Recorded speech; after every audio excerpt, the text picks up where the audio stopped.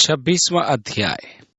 जब यीशु ये सब बातें कह चुका, यानी कि जैतून पहाड़ के उपदेश का यहाँ अंत होता है, तो अपने चेलों से कहने लगा, तुम जानते हो कि 2 दिन के बाद फसह का पर्व होगा और मनुष्य का पुत्र क्रूस पर चढ़ाए जाने के लिए पकड़वाया जाएगा। यह एक रोचक अध्ययन का विषय है कि जैतून पहाड़ पर यीशु ने सोमवार को यह शिक्षा दी। उसने रविवार अर्थात खजूर के द्वार पर मंदिर में प्रवेश किया था। सप्ताह के दूसरे दिन उसने मंदिर के परिसर में से विपणन केंद्र को हटाया था और शास्त्रियों तथा फरीसियों ने प्रश्न किया कि वह किस अधिकार से ऐसा करता है। उन्होंने चिन्ह की मांग भी की। जब वे मंदिर से प्रस्थान कर रहे थे तो उसके शिष्यों ने मंदिर के नाश का तथा उसके आगमन के चिन्हों के विषय में पूछा, तो यीशु ने यह कहा कि 2 दिन पश्चात फसह का पर्व है, जब मानव पुत्र पकड़वाया जाएगा कि क्रूस पर चढ़ाया जाए। इसका अर्थ यह हुआ कि सोमवार के दिन के पश्चात बुधवार को फसह का पर्व होगा, अर्थात बुधवार क्रूसीकरण के पश्चात वो 3 दिन 3 रात धरती के गर्भ में रहा। यहाँ यदि शुक्रवार माने तो समस्या उत्पन्न होती है कि रविवार तक। तब महायाजक और प्रजा के पुरनिये काइफा नामक महायाजक के आंगन में इकट्ठे हुए। उस समय 2 महायाजक थे। कैफा को रोमी सरकार ने महायाजक नियुक्त किया था और हन्ना को इजराइल की प्रजा ने अपना महायाजक नियुक्त किया था। और आपस में विचार करने लगे कि यीशु को छल से पकड़कर मार डाले, परंतु वे कहते थे कि पर्व के समय नहीं, कहीं ऐसा न हो कि लोगों में बलवा मच जाए।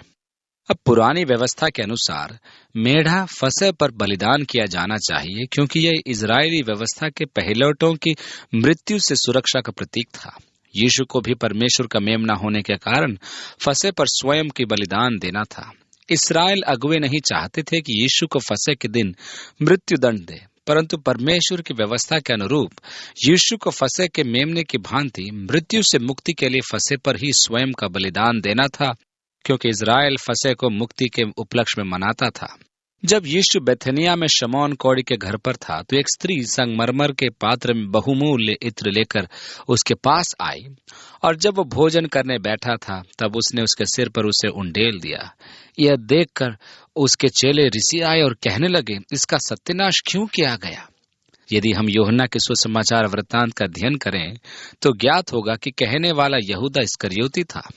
लाखों रुपयों के मूल्य के इत्र के विषय में यहूदा के कहने का तात्पर्य यह नहीं था कि उसके विक्रय मूल्य का वास्तव में निर्धनों की सेवा में सदुपयोग किया जाए, परंतु यह कि यहूदा को एक महान चरित्र दर्शाया जाए कि वह एक परोपकारी व्यक्ति था। वह निर्धनों के प्रति सदैव चिंतित रहता था। सत्य का उल्लेख तो यूहन्ना ने किया कि यहूदा कोषाध्यक्ष था और वह आय का दुरुपयोग करता था, अतः उसके मन में तुरंत यह विचार आया कि लाखों की आमदनी में गबन की संभावना भी अधिक हो जाती है। नवी आयत में आगे लिखा है, यह तो अच्छे दाम पर बिककर कंगालों में बांटा जा सकता था। ये जानकर यीशु ने उनसे कहा, स्त्री को क्यों सताते हो? उसने मेरे साथ भलाई की है। कंगाल तुम्हारे साथ सदा रहते हैं, परंतु मैं तुम्हारे साथ सदैव न रहूंगा। उसने मेरी देह पर जो ये इत्र उंडेला है वह मेरे गाड़े जाने के लिए किया है। मैं तुमसे सच कहता हूं कि सारे जगत में जहां कहीं ये सुसमाचार प्रचार किया जाएगा, वहां उसके इस काम का वर्णन भी उसके स्मरण में किया जाएगा। यहाँ यीशु उसे झिड़क देता है और वह वहां से प्रस्थान करता है। तब यहूदा इस्करियोती नाम 12 चेलों में से एक ने महायाजकों के पास जाकर कहा, यदि मैं उसे तुम्हारे हाथ पकड़वा दूं तो मुझे क्या दोगे? उन्होंने उसे 30 चांदी के सिक्के तौलकर उसे दे दिए और वह उसी समय से उसे पकड़वाने का अवसर ढूंढने लगा। जकरिया की पुस्तक उसके 11वें अध्याय में स्पष्ट लिखा है कि उसका मूल्य 30 चांदी के सिक्के था, जिन्हें मंदिर में फेंक दिया गया और उनसे कुम्हार का खेत खरीदा गया। व्यवस्था के अनुसार यदि किसी का बैल पड़ोसियों को सींग मारता था तो उसके बदले में उस व्यक्ति के उपचार के लिए 30 चांदी के सिक्के देना एक नियम था। जैसा कि लिखा है, यदि तुमको अच्छा लगे तो मेरी मजदूरी दो। तब उन्होंने मेरी मजदूरी में चांदी के 30 टुकड़े तौल दिए। अख़मीरी रोटी के पर्व के पहले दिन चेले यीशु के पास आकर पूछने लगे, तू कहाँ चाहता है कि हम तेरे लिए फसह खाने की तैयारी करें? उसने कहा, नगर में फुलाने के पास जाकर उससे कहो कि गुरु कहता है कि मेरा समय निकट है, मैं अपने चेलों के साथ तेरे यहाँ पर्व मनाऊंगा। सो चेलों ने यीशु की आज्ञा मानी और फसह तैयार किया। यहाँ कृपया विशेष ध्यान दीजिए कि यहूदियों का दिन मध्यरात्रि की अपेक्षा सूर्यास्त से आरंभ होता था। इस प्रकार उनका सप्त भोज शनिवार रात्रि की अपेक्षा शुक्रवार रात्रि में होता था, क्योंकि उनका सबत शुक्रवार संध्या से आरंभ होता था और शनिवार सूर्यास्त तक होता था। इस प्रकार यीशु फसह भोज के दिन के आरंभ होने पर अपने शिष्यों के साथ साथ था और यह दिन अग्रिम सूर्यास्त तक था। जब शिष्यों ने यीशु से भोजन व्यवस्था के विषय में पूछा तो वह फसह का प्रथम दिवस था। यह फसह ऐसा नहीं है जैसा कि हम प्रभु भोज में खाते और पीते हैं, परंतु यह एक वास्तविक उत्सव होता था जिसमें मेमना सेक कर पूरा खाया जाता था। इसी उत्सव को आरंभिक कलीसिया प्रेम भोज के रूप में मनाती थी। यही वह मध्य रात्रि थी जब यहूदा गतसमनी की वाटिका में आया और दूसरे दिन अर्थात सब्त के दिन यीशु को सूली पर चढ़ाया गया। 20वीं आयत में आगे लिखा है, जब सांझ हुई तो वह 12 के साथ भोजन करने के लिए बैठा। जब वे खा रहे थे तो उसने कहा, मैं तुमसे सच कहता हूं कि तुम में से एक मुझे पकड़वाएगा। इस पर वे बहुत उदास हुए और हरेक उससे पूछने लगे, हे गुरु, क्या वह मैं हूं? उसने उत्तर दिया कि जिसने मेरे साथ थाली में हाथ डाला है वही मुझे पकड़वाएगा। मनुष्य का पुत्र तो जैसा उसके विषय में लिखा है जाता ही है, परंतु उस मनुष्य के लिए शोक है जिसके द्वारा मनुष्य का पुत्र पकड़वाया जाता है। यदि उस मनुष्य का जन्म न होता तो उसके लिए भला होता। किसी व्यक्ति के विषय में ऐसा कहा जाना एक निंदनीय बात है, परंतु यीशु से विश्वासघात करने वाले के लिए ऐसा ही कहा जाएगा। वरन उस व्यक्ति के विषय में भी यही कहा जाएगा जो यीशु को स्वीकार नहीं करता है। उस मनुष्य का जन्म न होता तो उसके लिए भला होता, क्योंकि वह परमेश्वर के प्रेम को ठुकराता है। तब उसके पकड़ने वाले यहूदा ने कहा कि हे रब्बी, क्या वह मैं हूं? उसने उससे कहा, तू कह चुका। जब वे खा रहे थे तो यीशु ने रोटी ली और आशीष मांगकर तोड़ी और चेलों को देकर कहा, लो खाओ, यह मेरी देह है।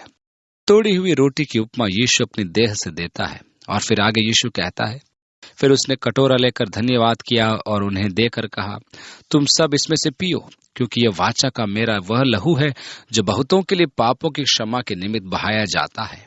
मैं तुमसे कहता हूं कि दाख का यह रस उस दिन तक कभी न पीऊंगा जब तक तुम्हारे साथ अपने पिता के राज्य में नया न पीऊं। यह वह समय है जब यीशु ने प्रभु भोज की स्थापना की, जिसमें हम रोटी को उसकी देह तथा दाखरस को उसका लहू मानते हैं कि नई वाचा में वह हमारे लिए तोड़ा गया था तथा बहाया गया था। पुरानी वाचा मूसा के माध्यम से स्थापित की गई थी। यहाँ वाचा से तात्पर्य है कि परमेश्वर और मनुष्य का मेल मिलाप।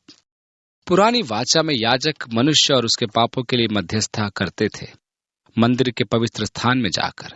नई वाचा का मध्यस्थ एवं याजक यीशु है, जिसकी व्याख्या इब्रानियों का लेखक विस्तार से करता है कि वह सर्वोत्कृष्ट है, क्योंकि इस लेवी वंश का याजक वर्ष प्रतिवर्ष महापवित्र स्थान में मेल बलि नहीं चढ़ाता है। यहाँ यीशु ने एक ही बार में अपना रक्त बहाकर संपूर्ण बलि का कार्य पूर्ण कर दिया। संविदा की विशेषता है मनुष्य का परस्पर मिलाप तथा मनुष्य का परमेश्वर से मेल मिलाप एवं स्थिर संबंध। यह अनुष्ठान यीशु के रक्त एवं देह के द्वारा स्थापित है। इसलिए पौलुस भी कहता है कि सप्त और नए चांद का मनाया जाना इस नई संविदा का प्रतिबिंब था, जिसमें यीशु की देह ही प्रमुख है। पुरानी व्यवस्था का फसह वास्तव में यीशु के आगमन की प्रतीक्षा में मेमने की बलि चढ़ाता था, जो सदा के लिए जगत के पापों के निमित्त अपनी बलि देकर एक ऐसी नई संविदा की स्थापना करे जिसके माध्यम से मनुष्य का सदैव के लिए परमेश्वर से मेल हो जाए। मैं तो उस दिन की प्रतीक्षा में हूं जब मैं स्वर्गीय पिता के राज्य में उसके साथ पीऊंगा। मैं एक दिन उस महान प्रभु भोज में सम्मिलित होने की मनोकामना करता हूं। 30वीं आयत में लिखा है, फिर वे भजन गाकर जैतून पहाड़ पर गए। काश उनके पास आधुनिक रिकॉर्डिंग पद्धति होती। मेरी अभिलाषा पूर्ण रह गई कि मेरे पास यीशु के भजन की टेप नहीं है। इस स्तुतिगान मंडली में यहूदा उपस्थित नहीं था। उन्होंने कौन सा भजन गाया था? उन्होंने भजन 136 गाया था। यह वह भजन है जो फसह भोज के अंत में गाया जाता था, जिसे हलेल भजन यानी प्रशंसा के गीत कहते हैं, जहां लिखा है, यहोवा का धन्यवाद करो क्योंकि वो भला और उसकी करुणा सदा की है। जो ईश्वरों का परमेश्वर है उसका धन्यवाद करो, उसकी करुणा सदा की है। जो प्रभुओं का प्रभु है उसका धन्यवाद करो, उसकी करुणा सदा की है। उसको छोड़कर कोई बड़े बड़े आश्चर्य कर्म नहीं करता, उसकी करुणा सदा की है। उसने अपनी बुद्धि से आकाश बनाया, उसकी करुणा सदा की है। तब यीशु ने उनसे कहा, तुम सब आज ही रात को मेरे विषय में ठोकर खाओगे, क्योंकि लिखा है कि मैं चरवाहे को मारूंगा और झुंड की भेड़ें तितर बितर हो जाएंगी, परंतु मैं अपने जी उठने के बाद तुमसे पहले गलील को जाऊंगा। इस पर पतरस ने उससे कहा, यदि सब तेरे विषय में ठोकर खाएं तो खाएं, परंतु मैं कभी ठोकर न खाऊंगा। यीशु ने उससे कहा, मैं तुझसे सच कहता हूं कि आज ही रात को मुर्गे के बांग देने से पहले तू 3 बार मुझसे मुकर जाएगा। पतरस ने उससे कहा, यदि मुझे तेरे साथ मरना भी हो तो अभी मैं तुझसे कभी ना मुकरूंगा। और ऐसा ही सब चेलों ने भी कहा। यहाँ पतरस लौकिक विचार व्यक्त करके अपराधी बनता है, परंतु वह निश्चय ही सिद्ध कर देता है कि उसका प्रेम अन्यों से अधिक है। जब यीशु ने जकरिया की पुस्तक की भविष्यवाणी का उदाहरण दिया कि चरवाहे को घात किया गया और भेड़ें तितर बितर हो गई, तो पतरस ने स्वयं के विषय में गवाही दी कि ऐसा कभी नहीं करेगा। पतरस की अतियोक्ति पर यीशु ने उससे कहा कि मुर्गे के बांग देने से पूर्व वह 3 बार इनकार करेगा। प्रभु के वचनों का खंडन करना एक महान त्रुटि है। क्या आपने कभी ऐसी भूल की है? मैंने ऐसा किया और यही पाया कि मैंने भूल की है। पतरस की निष्ठा पर संदेह न किया जाए, उसकी श्रद्धा पर संदेह न किया जाए। मेरे विचार में पतरस संपूर्ण रूप से निष्ठावान था। उसने उस समय जो कहा वह सत्य कहा था, परंतु यहाँ देखने योग्य विचार यह है कि स्वयं पर विश्वास करने से मनुष्य चूक जाता है। परमेश्वर के समक्ष शपथ खाना मानवीय दुर्बलता है। कुछ समय पश्चात ही यीशु ने कहा कि आत्मा तो चाहती है और वास्तव में ऐसा होता है, परंतु शरीर दुर्बल होता है। यह एक सर्वमान्य दुर्बलता है। यहाँ आत्मा का प्रश्न नहीं आता, यहाँ प्रेम का प्रश्न नहीं, यहाँ भक्ति का भी नहीं, यहाँ निष्ठा का प्रश्न नहीं, यहाँ इच्छा का प्रश्न भी नहीं। यहाँ प्रश्न आता है कि देह की दुर्बलता का जो मुख्य समस्या है। मैं परमेश्वर से प्रेम रखता हूं और अपने सर्वस्व से उसकी सेवा करना चाहता हूं, परंतु समस्या यह है कि मैं एक दुर्बल देह में बंदी हूं, इसलिए मैं स्वयं पर विश्वास नहीं कर सकता। अति महत्वपूर्ण है। पतरस को यही जानने की आवश्यकता थी। बाइबल कहती है कि वो हमें जानता है कि हम मिट्टी हैं, परंतु हम इस तथ्य को स्वीकार नहीं करते और सदैव यही मानते हैं कि हम अपनी सामर्थ्य से अधिक सामर्थी हैं। ऐसा क्यों है कि हम स्वयं को अपनी क्षमता से अधिक समझते हैं? हमारी इस प्रवृत्ति के कारण परमेश्वर हम पर प्रकट करता है कि हमारी देह दुर्बल है और हम ये जान ले कि हमें अपनी देह पर निर्भर करने की अपेक्षा परमेश्वर पर अधिक निर्भर करना है। यदि हम स्वयं के सामर्थ्य पर निर्भर रहते हैं तो हम अपनी सामर्थ्य तथा क्षमता में ही सीमित रह जाते हैं, परंतु अपनी दुर्बलताओं को जानने के पश्चात परमेश्वर पर विश्वास करके हम उसकी सामर्थ्य एवं क्षमता प्राप्त करते हैं। पतरस को यही बोध होना था। यीशु जानता था कि पतरस की आत्मा इच्छुक थी, परंतु देह दुर्बल थी। तब यीशु अपने चेलों के साथ गतसमनी नाम एक स्थान में आया और अपने चेलों से कहने लगा कि यहीं बैठे रहना जब तक कि मैं वहां जाकर प्रार्थना करूं। और वह पतरस और जब्दी के दोनों पुत्रों को साथ ले गया और उदास और व्याकुल होने लगा। इस समय यीशु उस महान बोझ का अनुभव कर रहा था जो उसने उठा रखा था। तब उसने उनसे कहा, मेरा जी बहुत उदास है, यहाँ तक कि मेरे प्राण निकला चाहते हैं। तुम यहीं ठहरो और मेरे साथ जागते रहो। ये वे ही 3 शिष्य हैं जिन्हें यीशु अपनी घनिष्ठतम संगति में रखता था और वह उन्हें रूपांतरण के पर्वत पर भी ले गया था। उन्हें उसने विशेष कार्यों के लिए भी भेजा था। संभव है कि वह इन तीनों से सांत्वना पाना चाहता था कि वह उसके लिए प्रार्थना करें। फिर वह थोड़ा और आगे बढ़कर मुंह के बल गिरा और ये प्रार्थना करने लगा कि हे मेरे पिता, यदि हो सके तो ये कटोरा मुझसे टल जाए। यह वह कटोरा है जो नई वाचा का यीशु का रक्त है, जो पापों की क्षमा के लिए बहाया जाएगा। यदि हो सके तो क्या हो सके कि मनुष्य को किसी अन्य मार्ग से उद्धार प्राप्त हो, उसके कार्यों के द्वारा, उसके बलिदानों के द्वारा, उसकी सदाचारिता के द्वारा, आदि आदि। इस विकल्प की पुकार करते हुए भी वह एक ही बात कहता है, तो भी जैसा मैं चाहता हूं वैसा नहीं, परंतु जैसा तू चाहता है वैसा ही हो। अपना क्रूस उठाने का अर्थ यही है कि हम परमेश्वर की इच्छा के अधीन रहें। यीशु ने कहा कि जो मेरे पीछे आना चाहता है वह अपना क्रूस उठाकर मेरे पीछे हो ले। उसके कहने का अर्थ था कि वह स्वयं को संपूर्ण रूप से परमेश्वर के अधीन कर दे। इस निर्णय में परमेश्वर के आरोग्यकरण तथा सहायता से कहीं अधिक विश्वास की आवश्यकता होती है। वे जो ऐसी शिक्षा दें कि अपनी आवश्यकता परमेश्वर से मांगे और अपना स्वीकरण प्रस्तुत करो कि परमेश्वर आपकी इच्छा के अनुकूल व्यवहार करे, वे परमेश्वर के विषय में नहीं जानते। वे परमेश्वर के स्वभाव को नहीं जानते तथा स्वयं के संबंधों को भी नहीं जानते। यीशु ने अपनी इच्छा व्यक्त की थी, मैं भी परमेश्वर को अपनी इच्छा का बोध कराता हूं, परंतु मैं उस तथ्य से अनभिज्ञ हूं कि इसमें एक शर्त होती है, और वह है कि मेरी नहीं तेरी इच्छा पूरी हो। मैं जानता हूं कि उसकी इच्छा तथा उसके मार्ग सर्वोत्कृष्ट एवं सर्वोत्तम है। यीशु ने एक ही घोषणा की, हो सके तो यह कटोरा मुझसे टल जाए, परंतु मेरी नहीं तेरी इच्छा पूरी हो। यीशु के क्रूस का क्या अर्थ था? इसका एक ही अर्थ है कि यदि संभव होता तो परमेश्वर विकल्प का प्रयोग करता कि मनुष्य को उद्धार हो, क्योंकि यह उसके पुत्र की पुकार थी। यदि मनुष्य भलाई, धर्म या अन्य किसी विधि द्वारा उद्धार प्राप्त कर पाता तो परमेश्वर निश्चय ही धार्मिकता या नियम या विधि विधान का प्रयोग करता कि मनुष्य उसका पालन करके उद्धार पाए। ऐसा विकल्प संभव न होने के कारण ही परमेश्वर ने यीशु के रक्त को क्रूस पर बहाना चाहा। यही कारण है कि क्रूस आज अनेकों के कष्ट का कारण है, क्योंकि क्रूस की एक ही पुकार है कि परमेश्वर तक पहुंचने का एक ही मार्ग है, और वो है यीशु मसीह। 40वीं आयत में आगे लिखा है, फिर चेलों के पास आकर उन्हें सोते पाया और पतरस से कहा, क्या तुम मेरे साथ एक घड़ी भी न जाग सके? जागते रहो और प्रार्थना करते रहो कि तुम परीक्षा में न पड़ो। आत्मा तो तैयार है, परंतु शरीर दुर्बल है। जब यीशु को उनकी सबसे अधिक आवश्यकता थी, वे उसे अकेला छोड़कर सो रहे थे। उन्हें उसके साथ जागना था, उसके साथ प्रार्थना करना था, उसे प्रोत्साहित करना था, उसे सांत्वना देना था, परंतु वे शांत ही सो गए। अतः यीशु ने झिड़कता है कि यदि जागते हुए वे प्रार्थना न करेंगे तो परीक्षा में गिर जाएंगे। दूसरी ओर यीशु ने यह भी कहा कि वह भली भांति उन्हें जानता है कि मनुष्य की आत्मा इच्छा तो रखती है, परंतु उसकी देह दुर्बल है। 42वीं आयत में फिर उसने दूसरी बार जाकर ये प्रार्थना की कि हे मेरे पिता, यदि यह मेरे पिए बिना नहीं हट सकता तो तेरी इच्छा पूरी हो। स्वयं को पूर्ण रूप प्रभु की इच्छा के सुपुर्द उसने कर दिया। तब उसने आकर उन्हें फिर सोते पाया कि उनकी आंखें नींद से भरी थी, और उन्हें छोड़कर फिर चला गया और वही बात फिर कहकर तीसरी बार प्रार्थना की। तब उसने चेलों के पास आकर उनसे कहा, अब सोते रहो और विश्राम करो। देखो घड़ी आ पहुंची है और मनुष्य का पुत्र पापियों के हाथ पकड़वाया जाता है।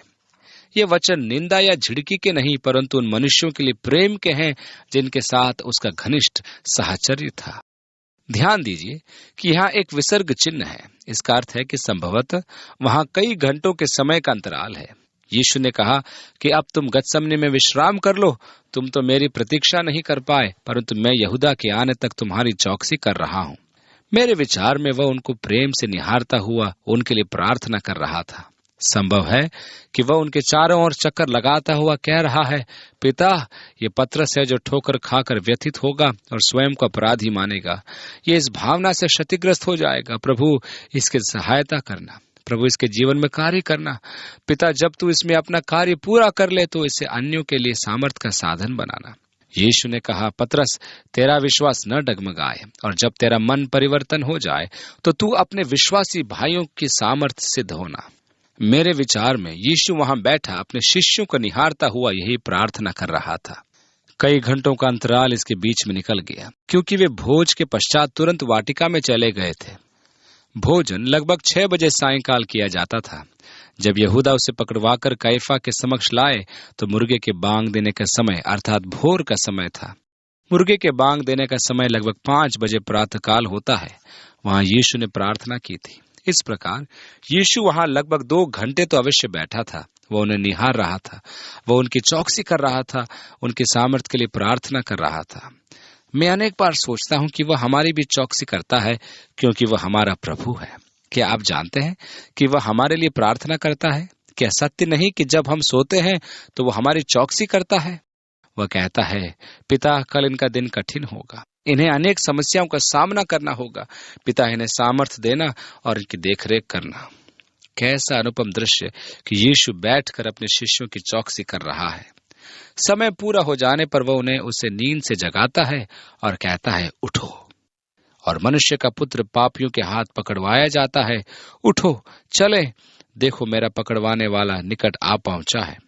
संभव है कि उसने किद्रोन घाटी से गतसमनी में प्रवेश करते सैनिकों की मशालों को तथा आहट को सुन लिया था, क्योंकि वे कैफा की आवाज से निकल रहे थे। वह यह कह ही रहा था कि देखो, यहूदा जो 12 में से एक था आया, और उसके साथ महायाजकों और लोगों के पुरनियों की ओर से बड़ी भीड़ तलवारें और लाठियां लिए हुए आई। उसके पकड़वाने वाले ने उन्हें यह बता दिया था कि जिसको मैं चूम लूं वही है, उसे पकड़ लेना। और तुरंत यीशु के पास आकर कहा, हे रबी नमस्कार, और उसको बहुत चूमा। यूनानी का शब्द जो चूमने के लिए प्रयोग किया गया है उसका अर्थ है गाल पर चूमना। यूनानी में चूमने का दूसरा शब्द है भावुक चुंबन। यहाँ दोनों शब्दों का प्रयोग है। यहूदा ने उनसे कहा था कि मैं जिसके गाल पर चूम लूं वही है, परंतु जब वह यीशु के गले मिला तो उसने उसे भावनात्मक चुंबन देना आरंभ कर दिया। यीशु ने उससे कहा, हे मित्र, जिस काम के लिए तू आया है उसे कर ले। तब उन्होंने पास आकर यीशु पर हाथ डाले और उसे पकड़ लिया। दूसरे सुसमाचार वृत्तांत में लिखा है, यहूदा तू मुझे चूम कर पकड़वाता है। और देखो, यीशु के साथियों में से एक ने हाथ बढ़ाकर। अन्य सुसमाचार में लिखा है कि वह पतरस था। और 51वीं आयत में यहाँ लिखा है, अपनी तलवार खींच ली और महायाजक के दास पर चलाकर उसके कान उड़ा दिया। यह तो अच्छा हुआ कि पतरस नींद में था, अन्यथा वह उसका सिर ही उड़ा देता। तब यीशु ने उससे कहा, अपनी तलवार काठी में रख ले, क्योंकि जो तलवार चलाते हैं वे सब तलवार से नाश किए जाएंगे। क्या तू नहीं समझता कि अब मैं अपने पिता से विनती कर सकता हूं और वह स्वर्गदूतों की 12 पलटन से अधिक मेरे पास अभी उपस्थित कर देगा। यीशु ने उससे कहा कि क्या तू अब भी नहीं समझ रहा कि क्या हो रहा है? वह पिता की इच्छा से भटक रहा था। यदि वह चाहता तो स्वर्गदूतों की 12 पलटन उसकी रक्षा के लिए उपस्थित हो जाती। उसे पतरस की तलवार की क्या आवश्यकता थी? पुराने नियम में हमने देखा कि परमेश्वर के एक ही स्वर्गदूत ने सीरिया की सेना के 85,000 का वध कर दिया था। रोमी पलटन के आतंक से सब भली भांति परिचित थे। तो स्वर्गदूतों की पलटन क्या कर सकती है, इस पर ध्यान दिया जाए। यदि एक स्वर्गदूत भी हो तो वे उसके विरुद्ध खड़े हो पाएंगे क्या? नहीं। परंतु पवित्र शास्त्र की वे बातें कि ऐसा ही होना अवश्य है, क्यों कर पूरी होंगी। यदि मैं अपनी मुक्ति प्राप्त कर लूं तो धर्मशास्त्र में मेरे द्वारा मनुष्य के मुक्ति के कार्य की भविष्यवाणी पूरी नहीं होगी। उसी घड़ी यीशु ने भीड़ से कहा, क्या तुम तलवारें और लाठियां लेकर मुझे डाकू के समान पकड़ने के लिए निकले हो? मैं हर दिन मंदिर में बैठकर उपदेश दिया करता था और तुमने मुझे नहीं पकड़ा, परंतु यह सब इसलिए हुआ कि भविष्यद्वक्ताओं के वचन पूरे हों।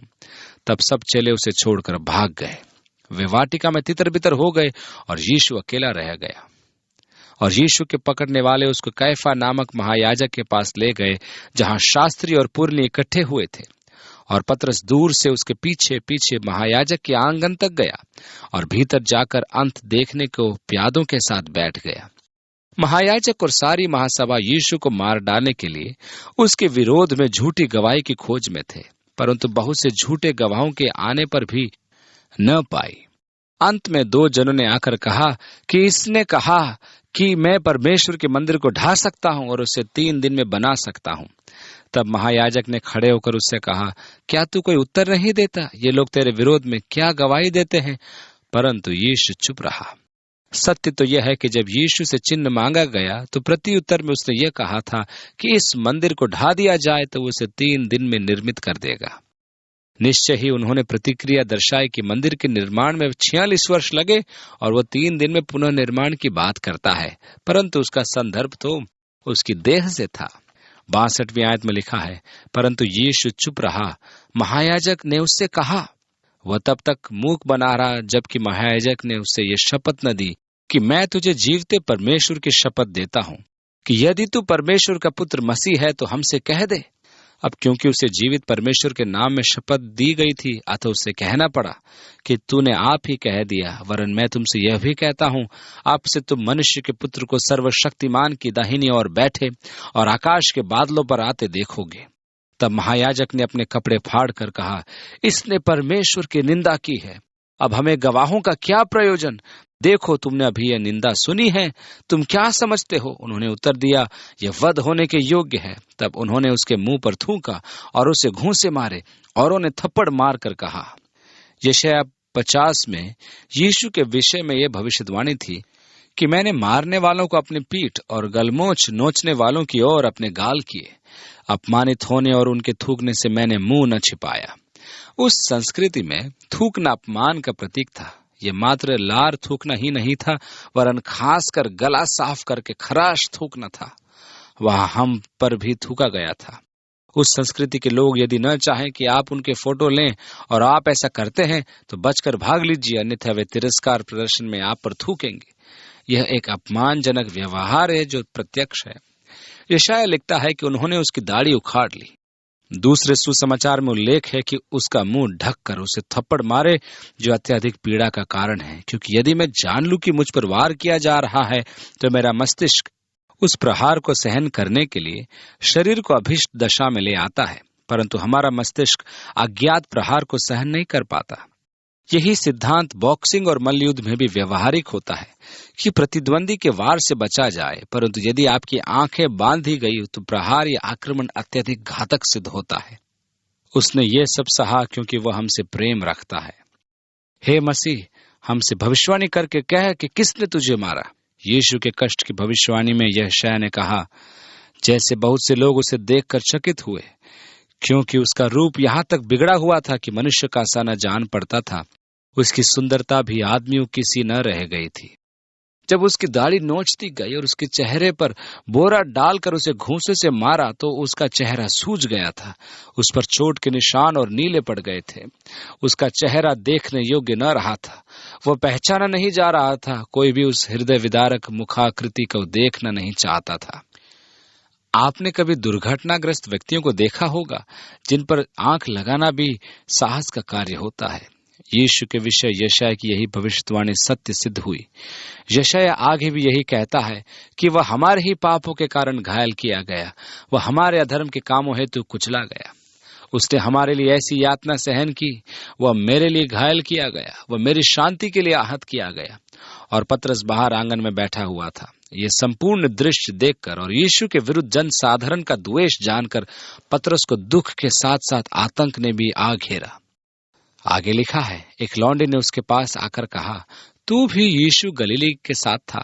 उसने सबके सामने यह कहकर इनकार किया और कहा, मैं नहीं जानता तू क्या कह रही है। जब वो बाहर डेवड़ी पर चला गया तो दूसरी ने उसे देखकर उनसे जो वहां थे कहा, यह भी तो यीशु नासरी के साथ था। उसने शपथ खाकर फिर इनकार किया कि मैं उस मनुष्य को नहीं जानता। थोड़ी देर के बाद जो वहां खड़े थे उन्होंने पतरस के पास आकर उससे कहा, सचमुच तू भी उनमें से एक है, क्योंकि तेरी बोली तेरा भेद खोलती है। तब वह धिक्कार देने और शपथ खाने लगा कि मैं उस मनुष्य को नहीं जानता, और तुरंत मुर्गे ने बांग दी। तब पतरस को यीशु की कही हुई बात स्मरण आई कि मुर्गे के बांग देने से पहले तू 3 बार मेरा इनकार करेगा, और वो बाहर जाकर फूट फूट कर रोने लगा। पतरस शपथ खाने लगा कि मैं उस मनुष्य को नहीं जानता। मेरे मन में पतरस के लिए सहानुभूति उत्पन्न होती है, क्योंकि मैं भी इस व्यवहार में पतरस के सदृश हूं, क्योंकि मैंने भी वह किया जिस कार्य को न करने की मैंने परमेश्वर के समक्ष शपथ ली थी। मेरी देह ने मेरा साथ छोड़ दिया। मैंने कार्यों द्वारा तथा व्यवहार द्वारा मसीह की प्रभुता का इनकार किया। मेरी सांत्वना इसी में है कि पतरस का पुनरुद्धार हुआ और परमेश्वर ने उसे अद्भुत रूप में प्रयोग किया। पतरस में अनेक त्रुटियां थी। वह बिना विचार कार्य करता था। वह सहज ही तलवार चला देता। उसने अनेक झिड़की खाई। वह संकट के समय परीक्षा में गिर गया, परंतु परमेश्वर ने कलीसिया की स्थापना में उसका उत्थान करके उसका अद्भुत प्रयोग किया। यही मेरा आश्वासन है कि प्रभु मुझे और आपको और अन्यों को पतरस के सदृश प्रयोग करेगा। परंतु आवश्यक यह है कि परमेश्वर उस व्यक्ति को तैयार करे जिसका वह प्रयोग करना चाहता है।